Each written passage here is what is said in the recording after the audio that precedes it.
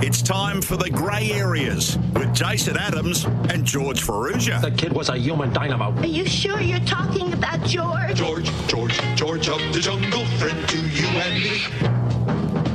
Friends with you and me, indeed. Good afternoon to everyone tuning in to Grey Areas on this Friday afternoon after we build up or wrap up what's been a massive week of racing and build up to a big weekend as well.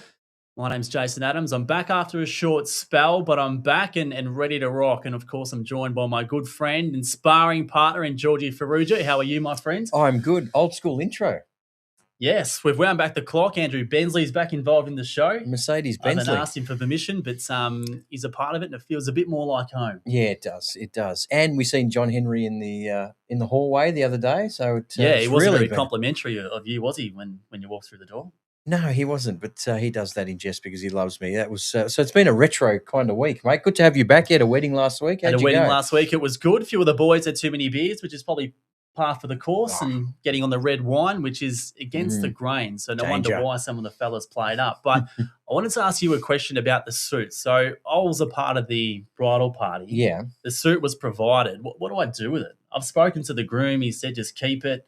Well, it's not really a suit I'd go and wear on TV. Well, I was going to say, is it wearable? What's wrong with it? Why it's a fantastic bag of fruit, but it's just... Is it too fancy? It's too fancy. Oh, wait, you might be invited to a ball or something. You don't know. Just keep it in the back of the closet, mate. Get it dry cleaned and you'll be right. Well, mine doesn't need to be as dry cleaned as some of the other boys. Some of the other lads, that is for sure. Hey, in all seriousness, we'll touch on a fair bit of racing throughout the show, particularly in the second half. But I'm looking forward to this first 10 minutes because, as we just touched on, I was away last week and therefore handed the reins to Corey Smith and yourself. And I didn't quite know what we were in for. I knew there'd be some stitch-ups, but did miss you blokes. Jesus. Yeah, no, look, in basketball parlance, he came off the bench and was the Sixth Man of the Year award winner, Corey. He did a fantastic job on the show. I felt like we laughed for the whole 25, 30 minutes of the show. And it was at the expense of a few people, but we did take the P1SS out of ourselves as well, which is really important. Yep. You copped just a nice little sidewinder. I copped it. If you missed it, we'll have a look at it shortly. But Matty Fields, straight in the action. G'day, fellas. G'day, Matty. Great to have you a part of the show. As always, make sure that you do get involved. You can do that whether you're watching on Facebook, YouTube, comments. We'll see it. We'll give it a run on the stream as well. And I think we need some text message action as well, George. I haven't got it set up, but I've had a couple of people mention they want to get involved anonymously, which probably isn't great for the feedback for the two of us, but it's something we will have to set up and get that rolling, that is for sure. So touching on last week's show and the blokes who got stitched up, let's recap that. The first of them was Mr. Nathalia. Yeah. And we love seeing that pick. The next of them was the great Ronnie Hawkswell. Ronnie Hawkswell, with my old boss Peter Pearson in the background too. My goodness. That's an old photo. Looking $1 million. He's Smithy and he's Deb, half the size, but looking magnificent. Similar suit to what I was wearing last Friday. That's awful. Now, this is one you had a lot of questions over, George.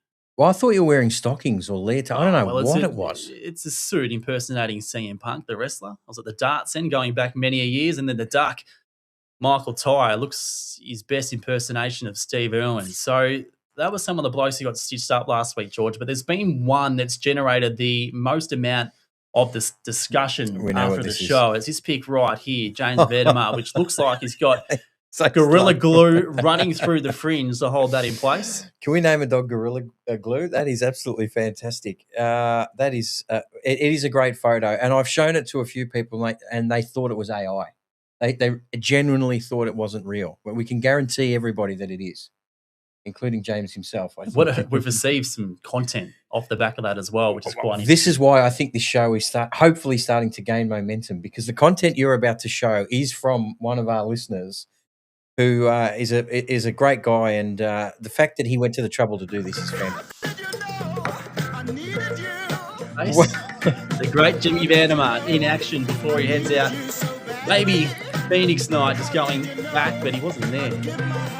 If anybody knows the name of this film, I'm racking my brain because it is a really, really good film. American Hustler. But have a look at Jim. Have a look at that. The bag of fruit. He's got the rug on top looking $1 million. That was absolutely fantastic. We've got a comment from Mr. Nathalia himself. Afternoon, gents. Pash, you could wear the suit in a fashions on the field. Well, if there was one man to give instruction from that point of view, and Well, he's Mr. Nathalia himself. He's got a sash you don't at this stage. So, yeah, we got to catch him. Hey, I went through last week's show, and I was actually watching it Were you?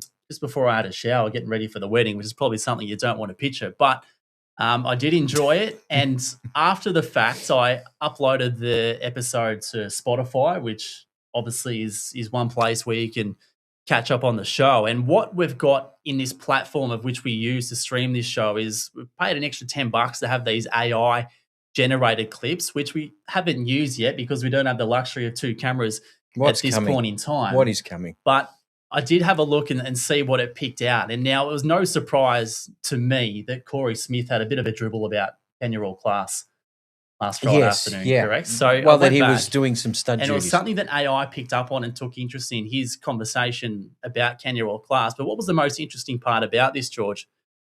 The title there, Kenya All Class, which I found quite amusing. So what I've done... Kenya All Class. Goodness gracious. I've gone back through the archives of some photos from 2 Top Guns ago, and here's Corey Smith hanging over the fence in something that I didn't recognise on the night, but he's got the Kenya tie on there. Kenya flag.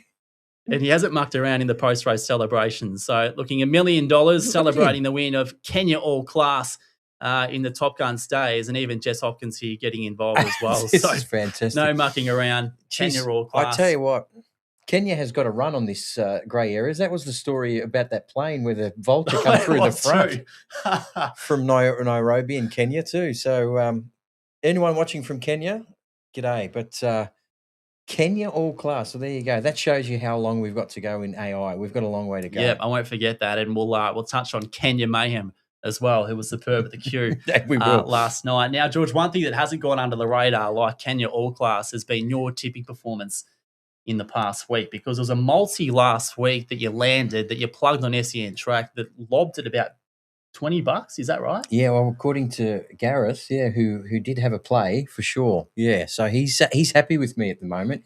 Actually texted me last night and asked for one, and it got up as well. So I'm roses in his book at the moment, but you know how quickly this game changes, so I'm not going to get too excited. But what have you got? Well, if you missed the wrap-up from Gareth Hall on SEN and RSN on Wednesday, this is what he had to say. Georgie Farrugia joins us here along with Jason Adams. But Georgie, you're a Hall of Famer, mate. The statue has been built outside of the Giddy Up Studios in Coventry Street, South Bank, Melbourne. Yeah. What a delivery. An exceptional delivery of tipping. Now, he did mention that statue. I was lucky enough to be at SEN on Wednesday. I did witness that statue, and one thing that I couldn't believe was the blueprint of which they used to build this statue. It looked a lot like this, Georgie. And you know what? Surprisingly, it's turned out absolutely magnificently. What the hell am I doing? Am I signalling a 4 in cricket? That's a little bit of Richie. So sooner or later, this will be out the front of the MCG. But one thing I also noticed after a bit of time, the Pigeons of South Bank have got a hold of it, and unfortunately, it's not looking like it did when it was first established. There's a few people in a couple of WhatsApp groups that when I tip them, some runners want to do exactly that to the statue, mate. So you got me there, mate. You got me. Outstanding. Hey, celebrate the good times. Don't worry about that. I think you dominated last night, which we'll touch on shortly. A few comments have come in. Speaking of the great James Vandermarts, Peter Frost has got involved, played golf with Jim last week, teed off with an orange ball and ended up on the green with a yellow ball. My God. He's not one of those cheaters at golf, is he? Cheater, pumpkin eater. Who was that AFL player that got busted doing that? Jason Ackermanis, I think. Doesn't ring a bell. Yeah, I think it was.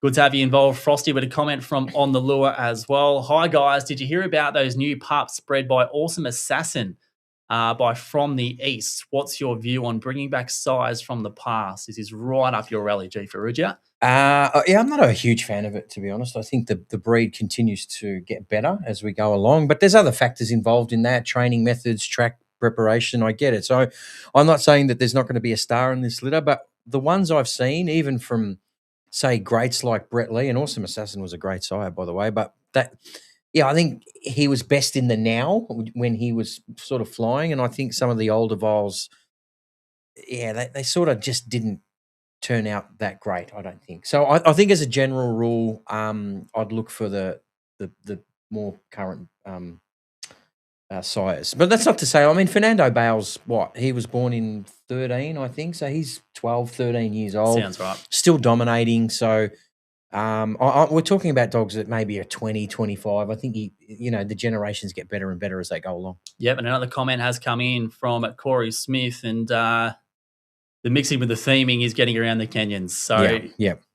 Absolutely on the roller coaster of what Kenya All Class is producing him, and plenty of class does emanate out of Kenya as well.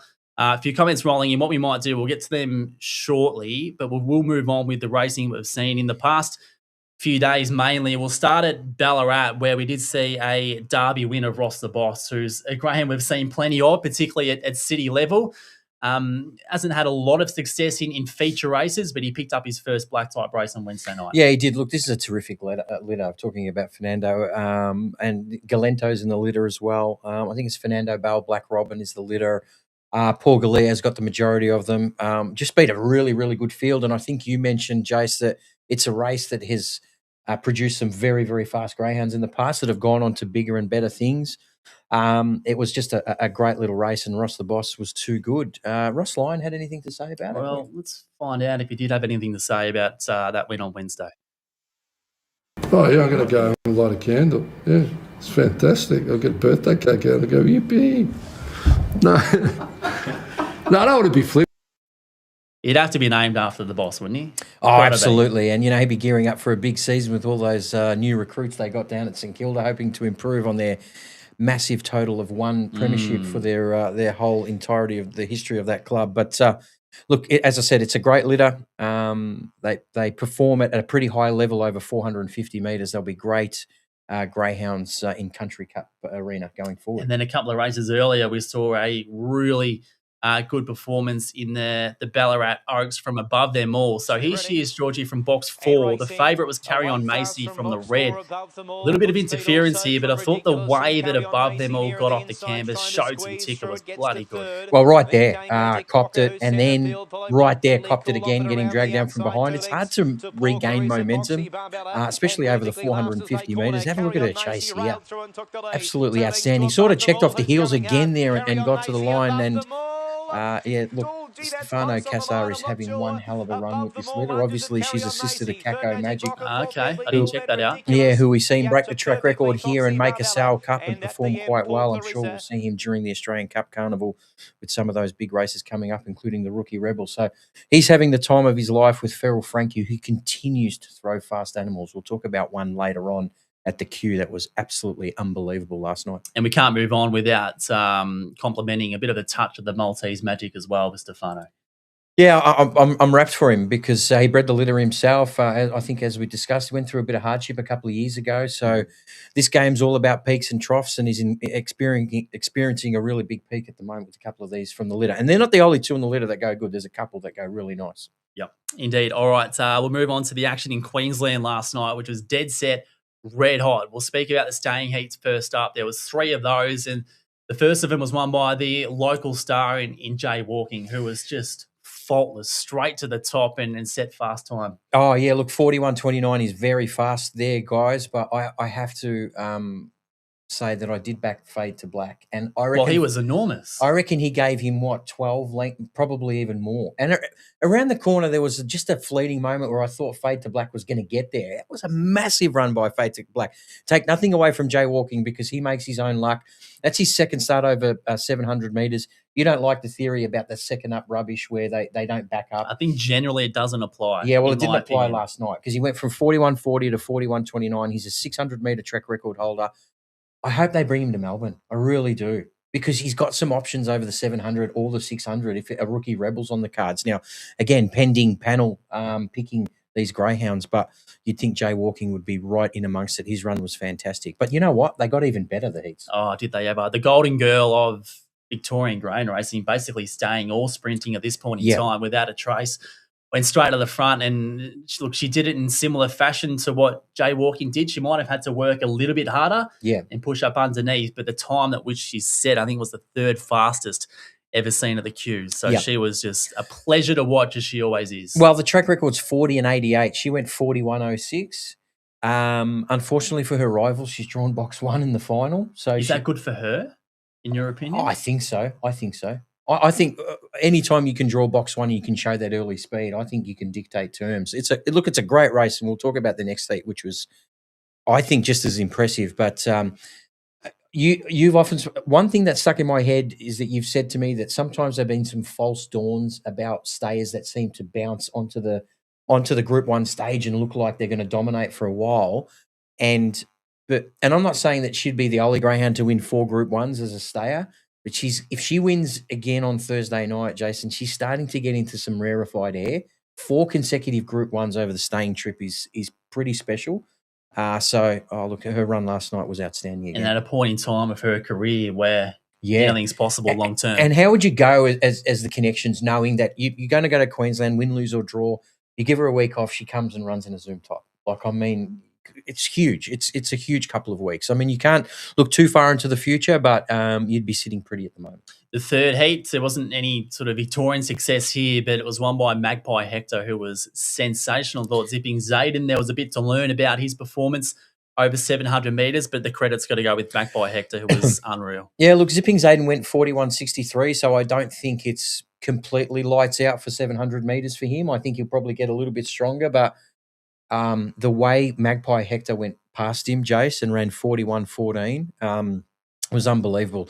The riding was on the wall with a very fast win at Wentworth Park a couple of starts ago, and Jack Smith does it again. He's got a very, very fast Feral Frankie here in Magpie Hector, and he can challenge going forward. He can really challenge without a trace, especially in the run home.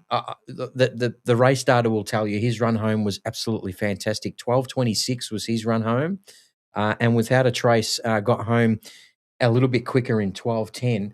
But Zipping Zayden was in front by a couple of lengths, so I think they got home very, very similar. Can't wait for that final, but she's drawn well the champion Vic. And in the case of the Gold Bullion, the sprint event next is it Thursday night, they're running that feature. So next Thursday night, of course, Irish Bill, a Victorian greyhound, won the Golden Ticket Series last week. So he was waiting for all these greyhounds to join him in the final next week. And the heats didn't disappoint. And the first of them, Winston Jet, he was unreal. Now, you took the piss out of me last week, and you should have, because I went with him as opposed to Dacey's Rory when tipping to a few of my mates, and Dacey's Rory won. But last night, Winston Jet, I mean, speaking about above them all before in that Ballarat Oaks, of course, this is different stakes up in Queensland ahead of the Gold Bullion, but he was knocked around severely. To get up and win in the time at which he did was huge. And to run down Sooty Keeping, who has made 15 group finals and won a fair chunk of them, and Avengement, who 2 starts ago ran 29.28 at Sandown and gets home in 10.40. So if people know,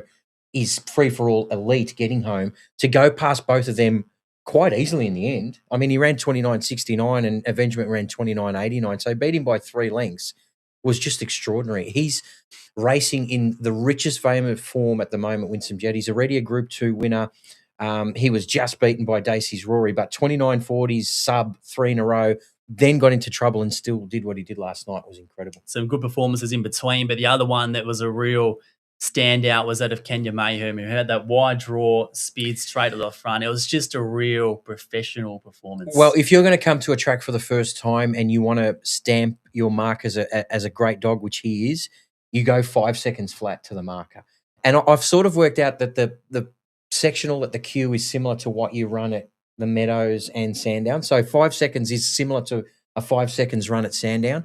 For him to ping out the way he did and just dominate in 29.37, which, by the way, was the quickest of the heats, was absolutely outstanding. Now, the challenge for him next week is he's drawn box 6, so he's going to have to do something similar, whereas Irish Bill has got box 1. And we know one thing with Irish Bill, I don't think he's afraid to push his way through anything. I think he's just one of those chasers. So the Victorians have done very, very well. We might be able to take their spoils from Queensland. But there is some good local greyhounds too. We'll touch on that during the week on SEN throughout the week. Even on the Tuesday, we'll be on. So if people are listening, for sure, get involved, because we'll have a chat about that. And speaking of Kenya Mayhem, and a reminder of what magnificent animals we're dealing with, we've had some content come through from Jess Hopkins and in their experience up there in Queensland at the moment. Here is the Melbourne Cup winner, Kenya Mayhem, chilling.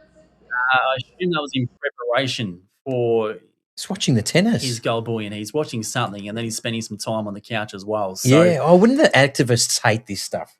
I mean, this is how greyhounds, this is how they are, especially the ones that retire, that you could take a million photos just like that. So Jess has gone into a hotel room, kept him cool, ready to go for the big race, and didn't he perform on the big stage? He was watching Sabalenka there. That'll get anyone going, mate. So well done to Kenya Mayhem. As I said, it's got a tricky draw in the final, but his run was absolutely outstanding. And that situation we just saw, it's probably one that happens more often than what we think it does, doesn't it? Absolutely. I'm sure without a trace, and Nat and Pete Prosciutto are in a pretty similar situation at the moment. Well, even if you go away, I mean, if you Airbnb, one of the filters is pet friendly. I mean, so you can take your greyhounds anywhere you go. Just want to mention Kenya Mayhem going to another level since that Melbourne Cup. I mean, he's run the Phoenix. We keep mentioning it. Deadly Avenger was too good on the night, but Kenya Mayhem was amazing. And to back it up and now do it interstate is another level. So very, very well done, and a big chance next week. And just on Deadly Avenger, I mean, he had no luck whatsoever, Well, but fingers crossed we see him lining up in the Temlee in a couple of weeks' time. We mentioned it, Jace. There was too much early speed in that race, and I thought he was going to get in trouble on the first corner. Hindsight's a wonderful thing, but he was one that was probably a lay because of where he was drawn. Okay. From a local point of view at Sandown last night, of course, the Australian sprint winner of last week, Paul Oswald, he started around $1.10, frightening sort of quote. Yeah. He didn't get it right, and in the end, he was beaten by a pretty handy one, though, in Giacomo. Yeah, Giacomo was too good, 29.33, 5.02 early. Poor Oswald running 5.18 early. I mean, what's going on there? I mean, he's much quicker than that. But you look, this is the difference between winning and losing when you're in the free-for-all company, especially in Victoria. You cannot do anything wrong early. And look, I don't think the Delbridges will mind too much. I think I've seen something online where they're holidaying in Ireland, so I don't think they'd be too worried. They'd still be sinking some points in Ireland. But poor Oswald's just had a remarkable 3 or 4 months. I'm sure he'll be back for the Australian. Yeah, he's been superb. And the winner I said Giacomo. I should have said Giacomo because Giacomo is the correct pronunciation. Yeah, Giacomo. It's named after someone. Giacomo, I think, is a European version of Jack or John or something like that. Okay. I think, yeah. Well, I think, correct me if we're wrong, Vince. Vince Borg is the owner. If he's listening, tell us how to pronounce it. But I'm pretty sure it's Giacomo. No, I'm not. Look, I respect Vince's opinion, but I think Daniel Hibbard, Corey Smith, and myself have made the joint decision that we're going to call him Giacomo in respect of Simon Prestigiacomo. Well, I think you're going to have a little bit of problem with Vince because he's a Tigers supporter, pretty sure. Oh, that won't go down well. You might have to reconsider, but for the time being, we're pronouncing his name in honour of Big Presti, one of the great fullbacks out of Collingwood. Hey, in the free-for-all over the 595 metres, we saw an exceptional performance from His Magic. Really fast. And they're away. Best out was He's Magic on the inside. Is going to go through and hold the inside running. Across from the deep Paul Vortex. Up in the Australian Cup Carnival. Well, and he's one of those greyhounds that rival trainers probably don't want to see in the Rookie Rebel because of this electrifying early speed. Because if he gets out and goes like that, Jace, he's pretty hard to run down, especially when you're running 33.80. It's probably a 34.20 run here at the Meadows, and that's going to be very, very tough to beat. I was rapt that he got up because I thought off the red he was going to challenge Paul Petrov early, and there's not much between them PB-wise, and he was just too good in the run to the line. So well done to Kayla Cottrell, who's had a good run over the last couple of months, and His Magic just adds to that. These splits are extraordinary. 9.08 sharp and 23.03. He's dead set and moving. They don't get much quicker than that, do they? They don't get much quicker than that. And as we mentioned, massive chance that he might find himself in the Group 1 Rookie Rebel in the third week of the Australian Cup Carnival. So we're not too far away from kicking off, George, on the 14th of February. So a couple of weeks' time, we're going to see all the drama out of the Temlee selection, the Zoom Top selection. It's probably going to be not going to be as dramatic, but still a talking So point. you're telling me you're not going to be on course for week 1 for Valentine's Day? I'll be here. Well, I'm not sure. Have you spoken to Jess about this? No, she knows it's on Valentine's Day, I think. But okay. Well, do I have my priorities in order or I don't? No comment. The one thing I want to mention about this is the sorry. The one thing I want to mention is, again, I just keep harping on the fact I think it's fantastic that they've done this Rookie Rebel prelude into the Rookie Rebel in the last week because absolutely. It gives a couple of different greyhounds a couple of shots at a couple of different races that could run the 600 metres out. So I think we might even see some interstate greyhounds come down and have a challenge of that. So looking forward to that whole series. Particularly in the frustration that in the way our grading system works as well for greyhounds over 600 metres, where some might struggle to get a run or have just been tame in getting to grade 3, and then they could go bang in that prelude and might find themselves in a rookie rebel where their resume doesn't necessarily suggest that they deserve a spot. But because of that opportunity they had the week before, gives them every hope to be part of it. Absolutely. And go to the Melbourne Greyhounds website, because I think there's a couple of very good packages where there's a barbecue on some of these nights. I had a look through. Kids activities week 2. Yeah, always great weather, and just get down here, especially near the deck area. I know Sportsbet sort of take that area over in the Phoenix, but it's opened up a little bit more for the public, I think, come Australian Cup Carnival time. All right, speaking of feature racing down here in Victoria, we've got plenty on our plate tonight at Warragul, where we've got 5 heats of the Warragul Cup. We're going to go through these one by one, George, and briefly speak about the highlights. The first of them is race 4, kicking off at just after 8 o'clock. And we see the track record holder in Dramatical coming up with box 1. Yeah, they haven't missed him. About 3-1 on to win the race. Bebop Jazz has got a lot in the old. Bebop Jazz never ever later got some ability, but you'd think Dramatical runs up to that track record run will be hard to beat. Yep, indeed. Heat 2, race 5, we'll see On the Prowl from box 1 after a 29.77 win at the Meadows, but meets Tarawai Therese from that wide draw. Has got to be one of the best beginners. If she's not the best beginners, the greyhound in Australia with the most amount of acceleration. She's unreal to watch. And punters can't split them, because I think they've both got similar traits, don't they? So this is going to come down probably to the wire between these two. I can't wait to see what On the Prowl does off the red here. It's going to be good. Heat 3, Heavy Haulage, who's flying. He hasn't really made a name for himself on the big stage yet, but this is a real opportunity for him to do so. He comes in with some outstanding form. And then we've got the Melbourne Cup finalists in Intrepidus from a wide draw. Yeah, just always hark back to Intrepidus off a wide draw in that Geelong derby where he just pinged out and showed so much early speed. He's going to have to do that again, because there's the likes of Delicate in the race, who's a terrific greyhound as well. So between those 3, you'd think you'd find the winner. Heat 4, Typhoon Bailey. Humming will jump from box 2, and then Slick Splits will jump from the 7, which is suitable for him. But most importantly, first up since finishing down the track, and probably a disappointing performance in the Phoenix. Yeah, look, there's been some money for him, which suggests that he's been trialling well, which is no surprise, right? He's a terrific greyhound. I don't think box 7 would worry him too much. But as you mentioned with Typhoon Bailey, getting down into the low 25 seconds on some of these tracks like Shepparton and Ballarat, he's got lots of ability.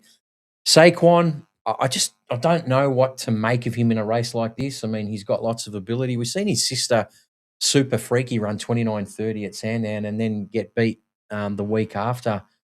That they're both sort of on similar trajectories where they look really good and then sometimes they don't look as good. So I would be surprised if Saquon were to win, but I mean, this is a greyhound that came out on debut and went 29.06 at Sandown. Like, the ability is definitely there, but interesting to see where they take him going forward. Then in the 5th heat, we see probably 2 opposites as the biggest chance in this race. Tim Zhu, who bounced back to form at Sandown last week, he's come up with an inside draw again, and then off the chart in box 4, where he's sort of the opposite. His performances at city level have been full of speed, but he's not showing enough strength over the distance yet. So the 460 has to suit him. You do not want Tim Zhu on your hammer. No, you don't. And I have to say, I have to mention this. Hooked on Scotch as a sire has thrown some unbelievably fast greyhounds in the last 6 to 12 months. I mean, he's been at stud for a little while, but he's just gone to another level more recently. Galloping Gareth Hall asked me for one. Galloping Gareth. For one at Warragul, and this is the one I gave him off the chart. I think he can win the race. Look, Tim Zhu is a star. I think he made the final last year, Tim Zhu. I think he made the Warragul Cup final last year, if memory serves me correctly. But off the chart, I think will be very, very hard to beat. Has drifted in the market a little bit, so we're almost getting even money now, but he's the one I'm on. Yep. The Meadows tomorrow night. We had a comment come in before from the mighty Matty Field. Any tips for Saturday night? Tell you what, Matty, bloody oath.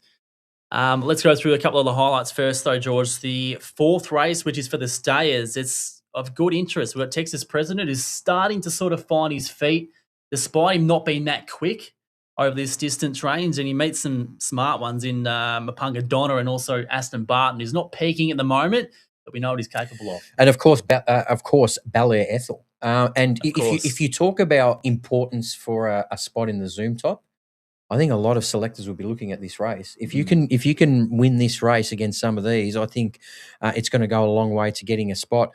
Bella Ethel is just getting better and better and better. Her 41.75 win at Sandown was good, but as you mentioned, Texas President has done nothing wrong in his last couple of starts, and Aston Barton with clear running has got a tremendous run home. He just gets home all day. Mapunga Donna racing as well. Her sister Mapunga Lara making the Group 1 Gold Cup. So that litter is going well as well. That's a great staying race. One of the better ones we've seen in a while, I think. It's a great race indeed. And I can already tell the time that Brendan Purcell has been spending online driving cars, it's had no negative effect on the way that Bella Ethel's performing. So he won't change the way he prepares.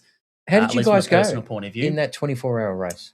We made it probably halfway. Okay. I made the blue early on. So it wasn't Brendan's fault. Wasn't Brendan's fault, no. Okay. He got involved in a praying which totally castled the race, but it was me who initiated the... So he did a Mally Beauty on the first corner of a Top Gun. Which is what? Just shift off and cause a little bit of interference. He was a bit too cautious going into the first turn, and in these multi-class races, these faster cars are zooming through, and he found himself in a bit of bother. Car was dead set toast, so we were done. Did the stewards call him in? No, we'd completed half of a 24-hour race, so we're quite content. But I probably will be teaming up with him in the Bathurst 12-hour, which I think is on week 2 of the Australian Cup. So I've got some things to work out in the first 2 weeks. Well, as you did speak about George. priorities, mate. Yeah, you did. All right, free-for-all race 8 at the Meadows on Saturday night. We see Mapunga Reward back on the big stage. The first time he's come to the Meadows since he finished down the track in the Top Gun. He went around at Geelong last Friday night. He was slow to begin, but ran on like we know Mapunga Reward does, and it's so good to see him back on the big stage. Especially against a greyhound who's redlining, to use another motorsport term, in Amron Dancer. I mean, just going enormous he is. He's won 5 in a row, 29-23, 29-29, 29-28, his last 3 runs at Sandown Park. But good to see Mapunga Reward. I'm actually going to use that greyhound as a sire for the first time this week. What do you like about him outside of him being fast? Pedigree is a tick. I think his will to win is a tick.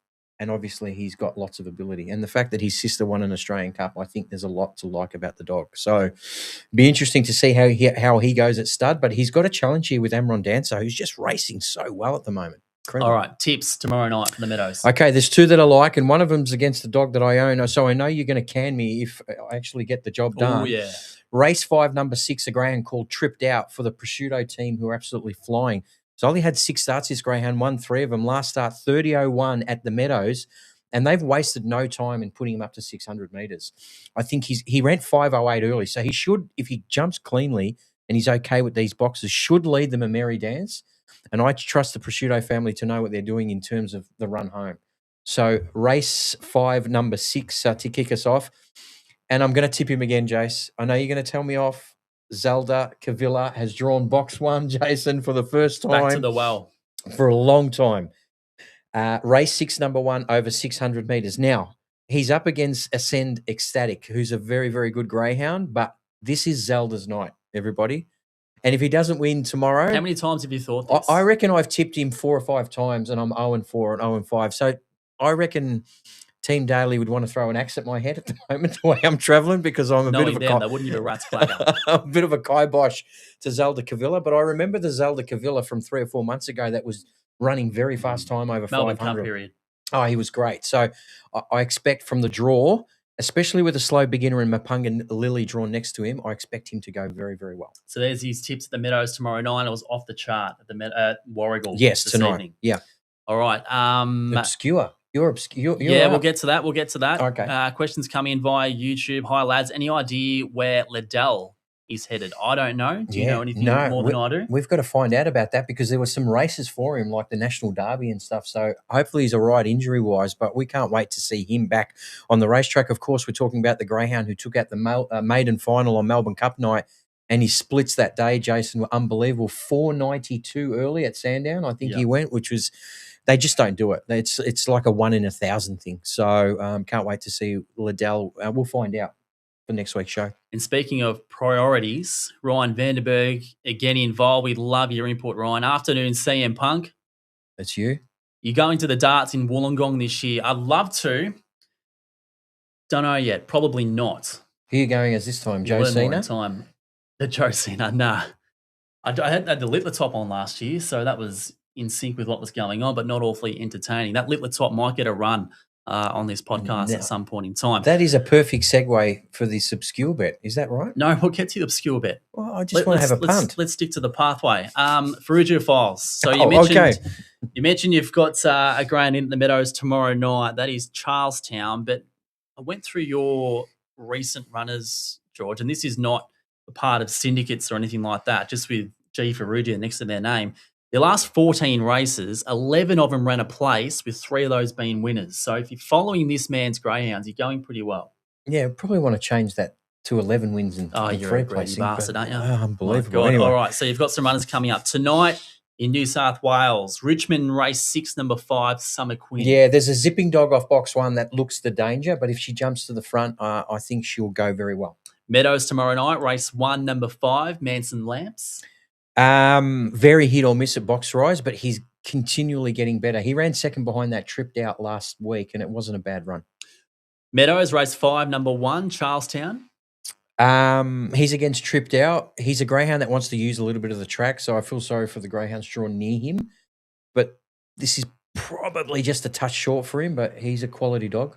The Meadows again, race 6, number 8, Joni Black. Well, she can't beat Zelda Cavilla or Ascend Ecstatic. She can beat Zelda Cavilla if you've tipped him. Well, yeah, but that's not why I've done it. All right. But yeah, she was a good win last week at the Meadows on Sunday. Yeah. All right. And what else have you got? I cannot keep track of these. I've got dogs that Cora are Mack around. in tomorrow as well. Cora Mack at Geelong. She's in a maiden. She should just be winning some sort of maiden soon. Well, because she broke in really nice, and she's sort of been a slow burn, and she's just been an idiot out of the boxes, just missing the kick. If she gets the start right, she should go okay tomorrow night. So I think she's race 2, number 3. Add that to the list of words of which he calls his dogs. We've had Weirdo mention about, what's his name, the white and black dog? Set the Sizzle. Set to Sizzle. And now he's calling one an idiot. So maybe, as we say, things that are between the lines in the form guide, take note. Goofy should be better. I should use that word instead of idiot. Yeah. Goofy. All right. Obscure outlay. So you don't have one this week. When's the Super Bowl? Well, that's Monday week. So guys, get ready. I'm going to have a few, including Gatorade colour, how long the national anthem goes for. Who's featured on TV? Yeah, the mighty Patriots are underdogs, so we'll have a couple of bets around theirs for sure. But well, the stage is for you today. Yeah, so looking at it last night, I had to come up with something in the darts, of course. So we're going to the Windmill World Masters, which kicked off this morning. Oh, it's a brand of darts and dartboards, Windmill. Oh, okay. So it's in... I thought it was a place. Can't remember where it's in, but it's in England. Gian Van Veen, he was $8 last night. He won his first match this morning, so it was in the $7.25. So I don't look at him and go, he should win the comp because Luke Littler's the favourite. And if he turns it on, he wins. But I think Jan Van Veen's over the odds. This is going to be a really stupid question. Can you bet each way if they finish third in a playoff? Not that I've seen. Okay. All right. Not that I've seen. What's a stupid question? I assume he's back on Sunday morning. So Jan Van Veen, Windmill World Masters. He's valued at around $7 or $8. So that's a wrap for today's show, George. And one thing I did want to do for anyone who's heading out on the town, whether that be tonight or whether that be tomorrow, and you're getting ready, take this for some inspiration. The mighty James Van his hair arrangements, as we revealed earlier on in the show, George. Absolutely fantastic. That is some serious Gorilla Glue. That's not as shiny as his original one that we showed, but I love that. I love those tongues. Just listen in. Listen in. The Meadows Saturday night for 2 massive groups. That is absolutely gold, isn't it? Fantastic. That is gold. If anyone's got some stuff to contribute to the show, make sure you do so. We've got our own email address, which I keep across grayareas@grv.org.au, because that'd be feedback, positive, negative, in between, input to the show, whatever the hell you want. But in the meantime, I'll see you on Sky One this evening. I'm back. Oh, are you? I'm back before each race at Warragul tonight. So I've got a bit of work to do between now and then. I haven't seen the form guide outside of those cup heats, but back in business. You'll see me then there tonight. You'll see us back here, same time, same place next week. Yeah, and on radio on every Wednesday. Wednesday from about 11:30. About 11:30. Gareth always goes over. So what's the standard time they refer to? GST? Yeah. Gareth standard time, isn't it? Or silly Gareth. Anyway. Unreal. Enjoy your weekend. Thanks for tuning in. And of course, we'll be back next week with all the fun and games of which this show brings in as well. Make sure you follow on Spotify. If you don't catch the live version, get involved that way, or of course on YouTube. Have fun. Enjoy your weekend. We'll see you next week.